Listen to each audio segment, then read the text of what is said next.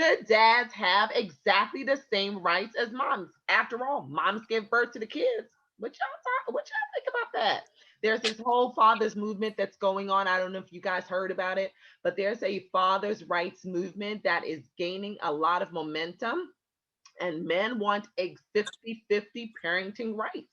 And there are organizations that are supporting the efforts of fathers to gain their 50-50 rights.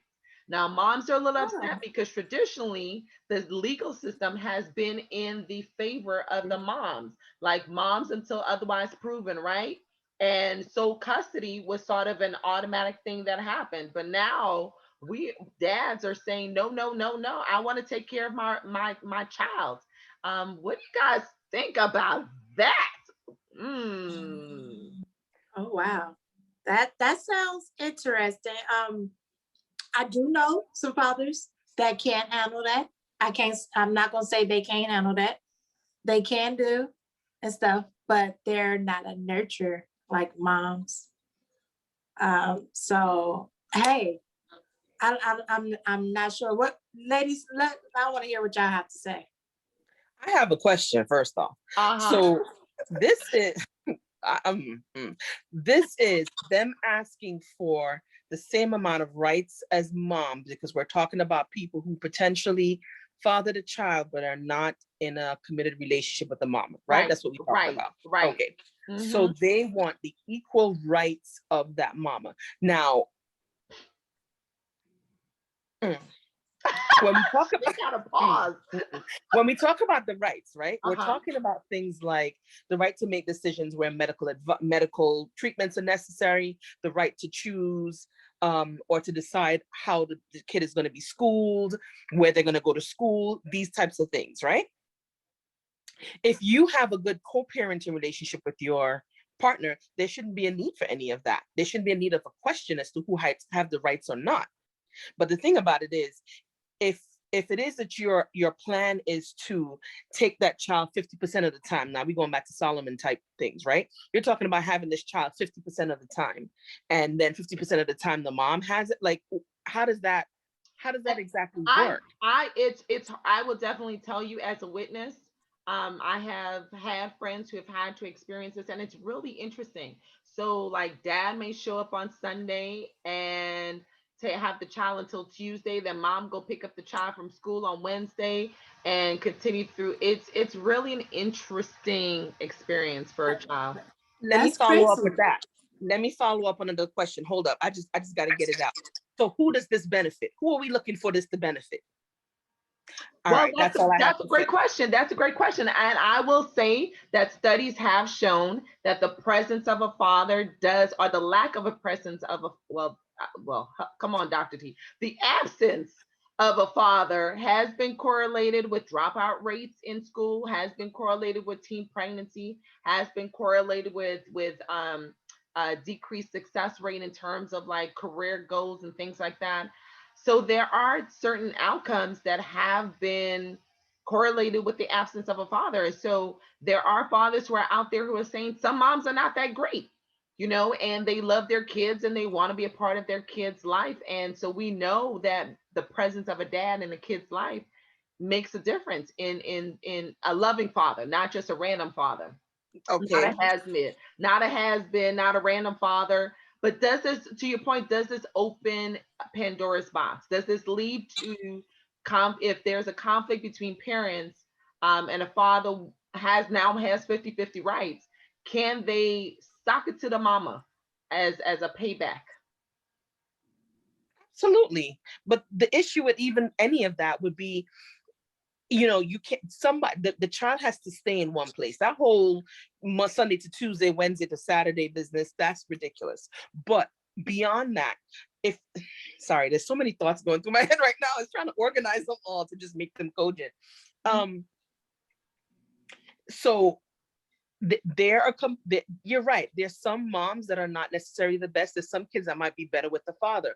So if that's the case, how about you fight to get custodianship, or like, what's the word, custody, there we go. Custody, the full If custody. you get full custody, then you get to do it. But trying to get the equal rights of the mom, it sounds like you want to be able to make decisions from outside the house without having to be inside the house, without having to take full responsibility for that child at all times. But That's they're what that saying, sounds like. but they're saying that they do want full responsibility. They do. So then take them to court for custody and take your child. That's it. But what Exactly. about the cases where mom and dad are actually great parents? Then learn to They better co-treat. live close down the street from each other, because like she said, that baby don't, you're hurting the child at the end of the day. You're hurting the child. Because no, the child should not be have to how this, well, when you're young, the kids like, oh yeah, I got this room, I got that room, I got this, and I got that. But once they get older, they need something stable. Like, they don't need to go back and forth. And you might mess up their life when they get older. They'll be like, yep, that's what I'm gonna have for my life. I'm gonna go back for my parents did it. Why couldn't I? So Right. Yeah, no, that's an interesting point. And some parents are trying to live nearby. But what if you just don't even want to agree in living in the same neighborhood? Like, what if dad has to work in one city and mom works in another city? Then the practicality of living down the street from each other is hard, is not as practical as it sounds. But it would be ideal if they, live nearby and make it a little bit less transient on the kid. But there are kids that are living like this. Chastity, you worked as a social worker. Have you come across these cases, and what has been your It's experience? to Karen's point, it's very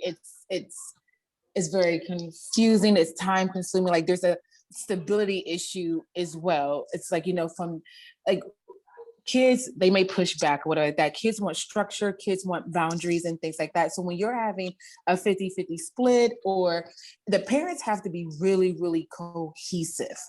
Right. So if you're going to and understand that the person who suffers the most at this point will be the child. So Right. One, be cognizant who you have kids with first and Oh my God. foremost, right?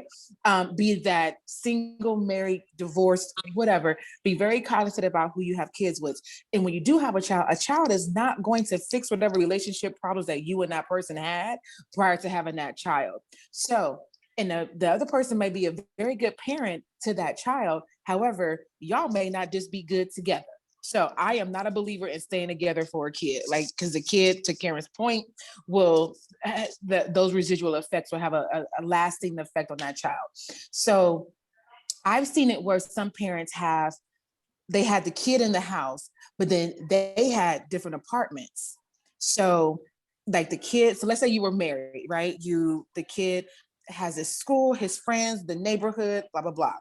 And the parents got a divorce, but the kids basically had a house. So somebody had like an extra apartment. So when it was dad's turn to have the kid, the dad and the kids stayed in the house. Then when it was mom's turn, everybody moved except that child. Good.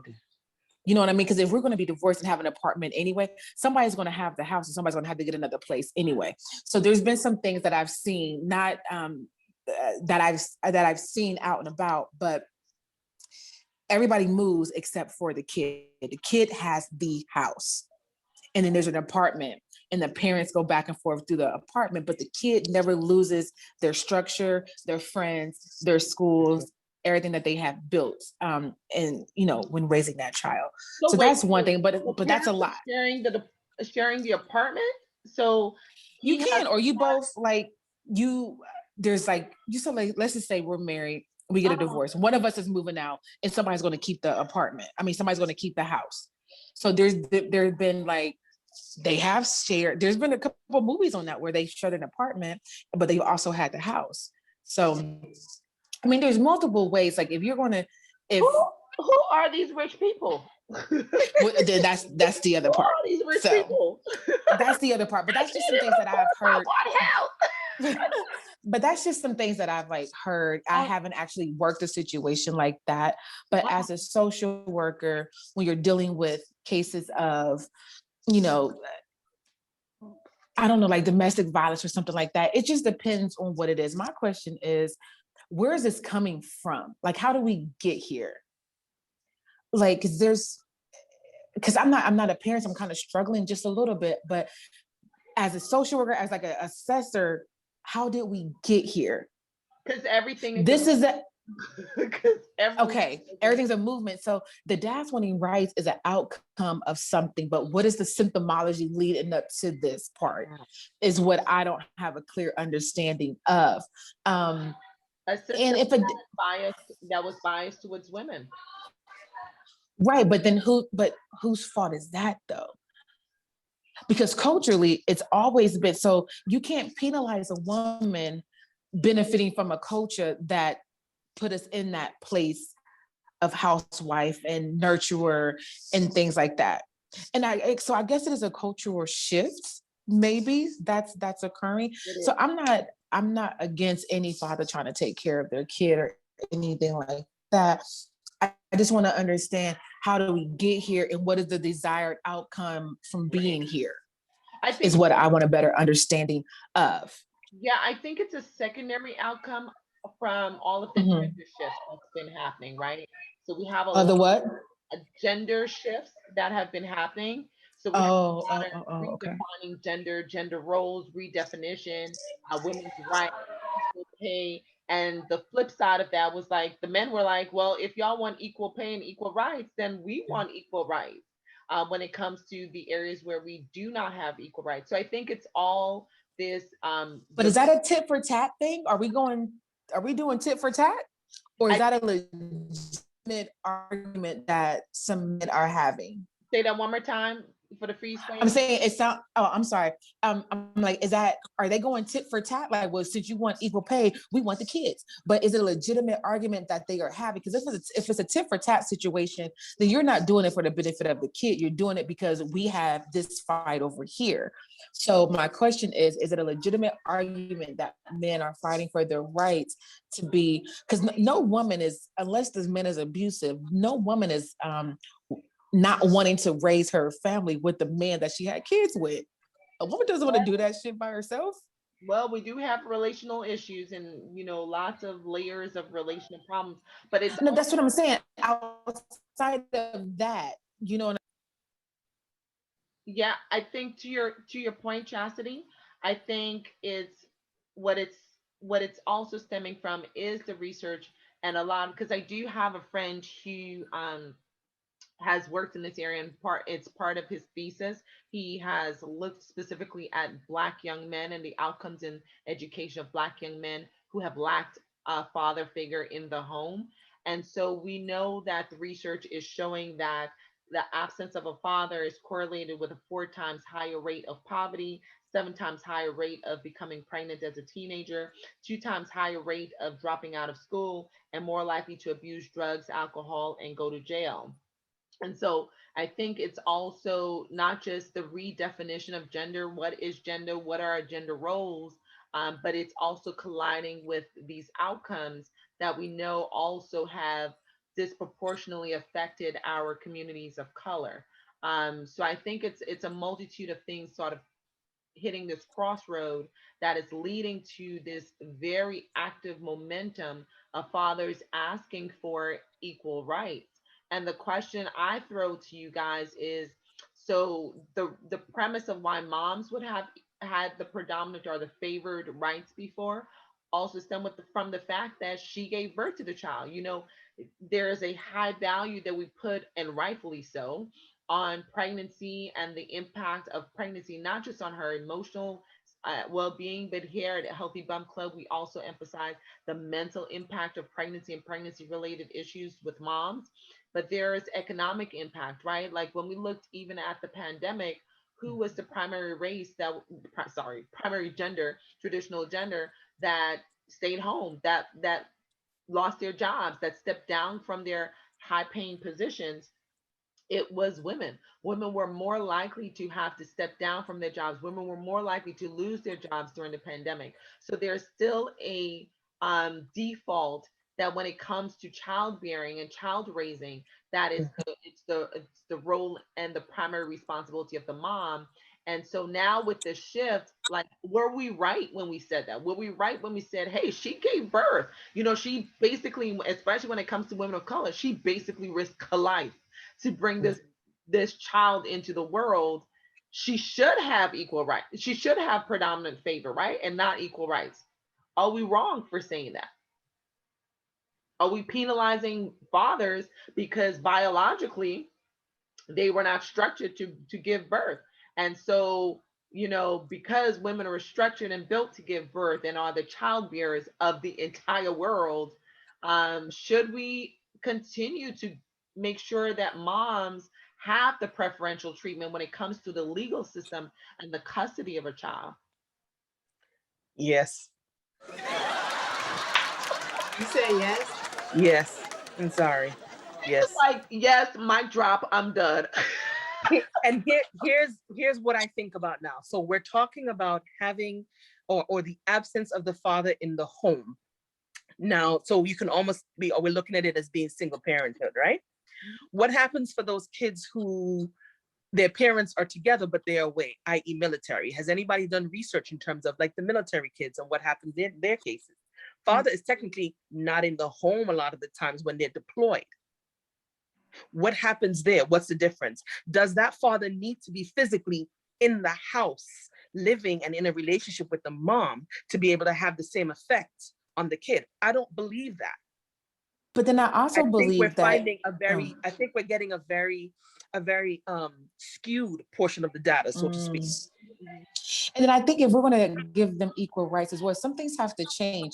So like you have some families who are on welfare and things like that. And if a family has like Section 8 housing, if the man is in a home, the woman loses the risk of losing the apartment. So right. So if there is going to be those types of laws and things like that, other things need to change as well, because you can't have these equal rights, but then have these laws that penalize the men for being in a home, and then potentially they can lose housing. So if it's going to have to be a systematic change as well. It can't just be, okay, change this law, because if you have some low income housing, it's been structures that there's been laws and structures put in place that if a man is in a house, you losing your benefits. Because the benefits were to support you and that kid, not you, a kid, and a man. So there's some structural things in place that need to be revamped or looked at as well before you do this part. So should we assume that if the man wants equal rights, that means before the system would say mom raised the child preferentially and dad pays the bills, right? So when it comes to custody and parenting, the system would leverage most of the financial responsibility to the dad, even if he wasn't in the house. So are we saying now that if dad is a part of the child's life as 50-50, that the financial status should be better, then maybe she doesn't need assistance anymore? Not necessarily. Not No. necessarily. Why do you say so?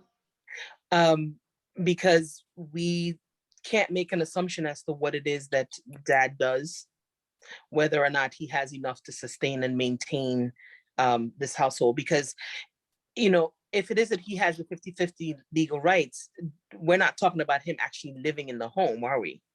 We're talking about him having more responsibility for that kid or whatever. So yeah, whether it's however it gets broken up, 50% of her monies, 50% of his monies, or whatever, the rights are coming together to take care of this kid.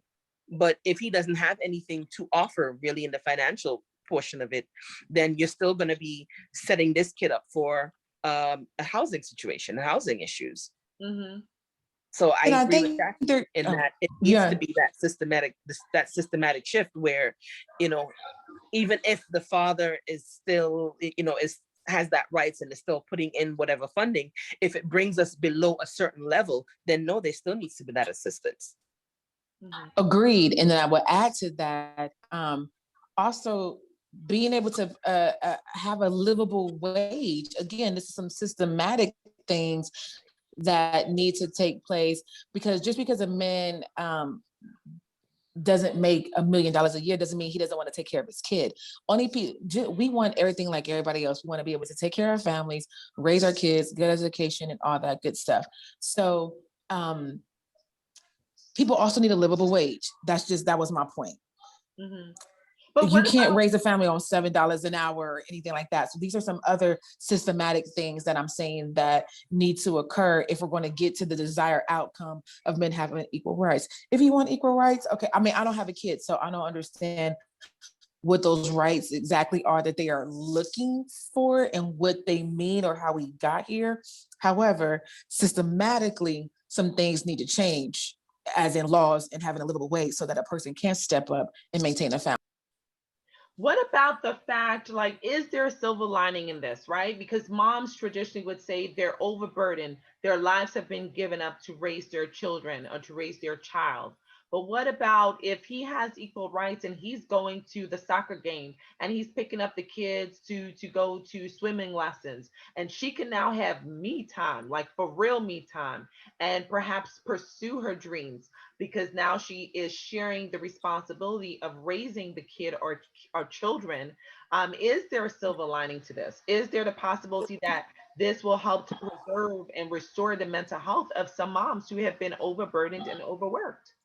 See, with that being said, you said me time. When you come in here, yes, there is books and stuff out there to teach you how to be a mom and stuff, but you giving up a lot or you doing a lot as a mom. If you feel that way, you should never have no kids. That, for me, honestly, that's what I say. Should never have kids if you feel like, oh yeah, he's taking all that stuff. But regardless if you enjoy doing that or not, hey, you should never have no kids. Like that's why I've been. You But talk the about equal problem is, rights Karen, a into lot, legal parts. but Is we're talking about rights into legal parts. right. But Karen, to your point, just a quick comment. To your point, sorry to cut you. I just think your point is No, pertinent. To your point, a lot of pregnancies are unplanned. then either have the baby for somebody, give it up for adoption. If it's too hard for you, then you need to restructure that brain in your head. Because I was young too. I was 19 when I had my first kid. I could have said, "Oh my gosh, I don't know how to do this. Let me give up the kid or have a abortion or whatever," and didn't go through all the stuff that I did. Yes, it was a headache, but at the end of the day, I love my kids. It's all about the kids, and at the whatever this equal rights between mom and dad, it's about the kids. Said, and when you go to the courthouse, they're thinking about the kids first and foremost. So this whole equal rights, what mom and dad can do, let's have in there, with the baby, with the kid at a certain age, and I'm pretty sure the age, 12, they can speak up and say, or 10 or whatever age it is, they can speak up and say what they want or how they feel.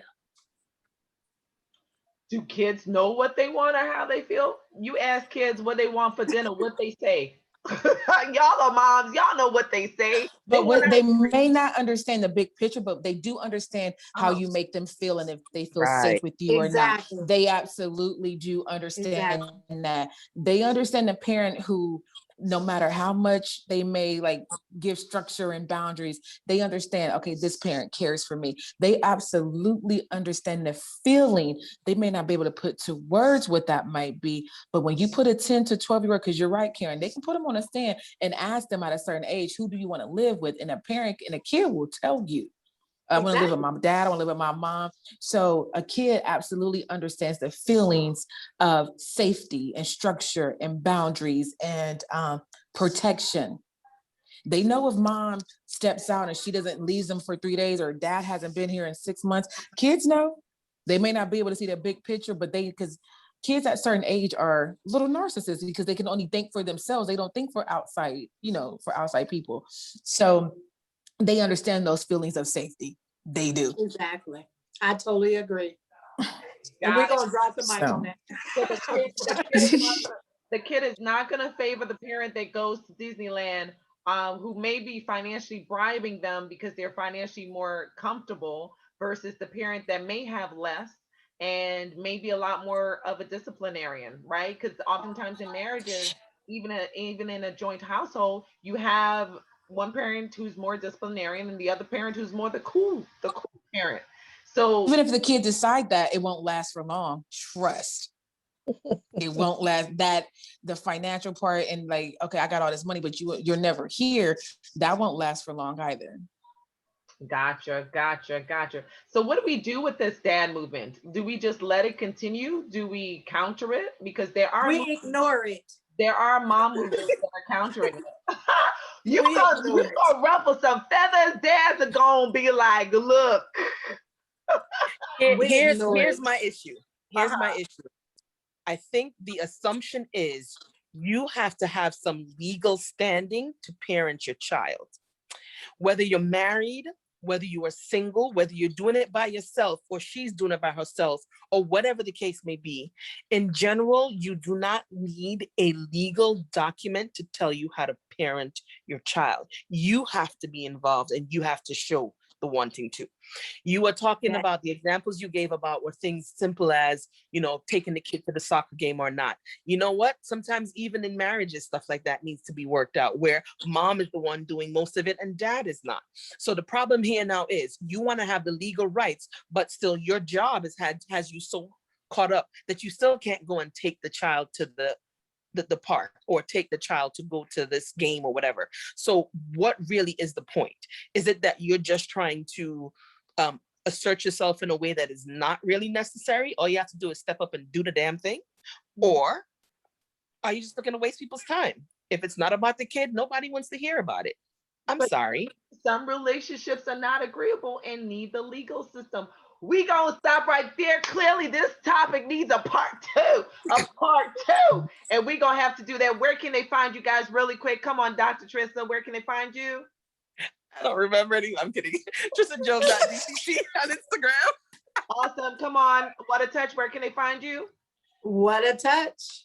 And come on, Chastity, where can they find you? Miss.Chas with a Z on Instagram. And I am Dr. T, the hand behind the handle of Healthy Bump Club. Check us out on our IG account and on this channel. Look at our other videos. We got to go. This plane is on fire. We gonna have to do they have to do what Karen said. Let's wheel in a dad to talk about this. Love you guys. See you guys next episode. Bye. We dropping the mic right there. I really wish we could have continued this. We love that you are a part of our community and we want you to continue to be a part of our community. So go ahead and do what? Like the videos, hit notification, and subscribe. We appreciate you guys.